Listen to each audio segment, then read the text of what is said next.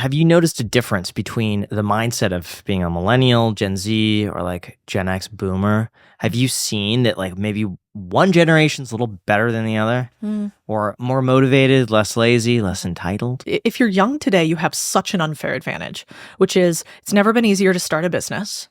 One problem is, though, it's never been harder to have a profitable business. And so it's actually fascinating when you look at the data. We've had more businesses created since 2020 than we have for 15 years prior. And that's as determined by like LLC and corporate entity structures. But what's fascinating is simultaneously we know that young people, 30-year-olds on average, are making less than their parents for the first time ever. So we're creating more businesses than ever, but we're making less money than our parents did at any time. And so I think you have an incredible opportunity to start something, but what's really hard is to actually make it profitable.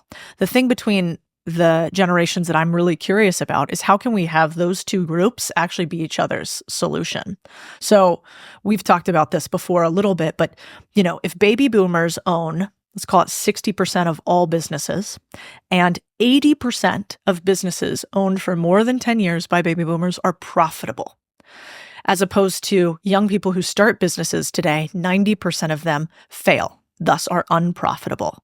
Well, it seems like young people want to start businesses, but they don't know how to make them money. Old people know how to have businesses that continue to make money. How do we pair them up as opposed to beat them against each other? And I think boomers in many ways think that young people are idiots.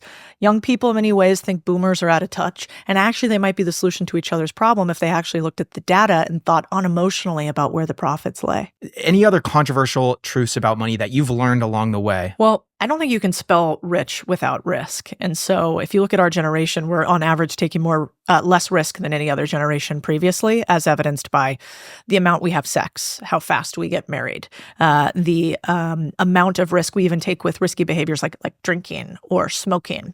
And I actually think that bleeds into risk that we take in our businesses too. Like we might start a small Etsy store on the side, but we're never going to take a big risk with a business in the same degree that, the generation right before us did. And so I kind of want to push back on something that young people seem to think is a good idea today, which is like playing the super safe route. It looks like on average, wages don't beat inflation. We have wage stagnation of 3 to 4% per year.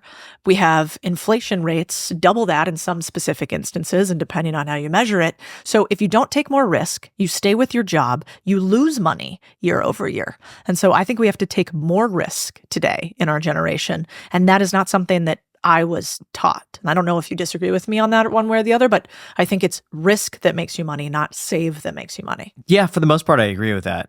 But you know what, while we're on this topic, it really got me thinking about what the future has in store for businesses. Because if you ask 9 different experts, you're going to get 10 different answers. From a bull market, a bear market, stocks are going up, stocks are going down. It'd be really helpful to have a crystal ball at this point. But until that happens, over 40,000 businesses have already future-proofed their business with NetSuite by Oracle, the #1 cloud ERP bringing accounting, financial management, inventory, and HR into one fluid platform. And plus, with just one unified business management suite, you have just one source of truth, giving you all of the visibility and control you need to make quick decisions. With real-time insights and forecasting, you're peering into the future with actionable data. Not to mention, when you're able to close the book in days and not weeks, you're spending less time looking backwards and more time on what's next. So whether your company is earning millions or even hundreds of millions, NetSuite helps you respond to immediate challenges and seize your biggest opportunities. And speaking of opportunity, you can download the CFO's Guide to AI and Machine Learning today for free at netsuite.com/iced.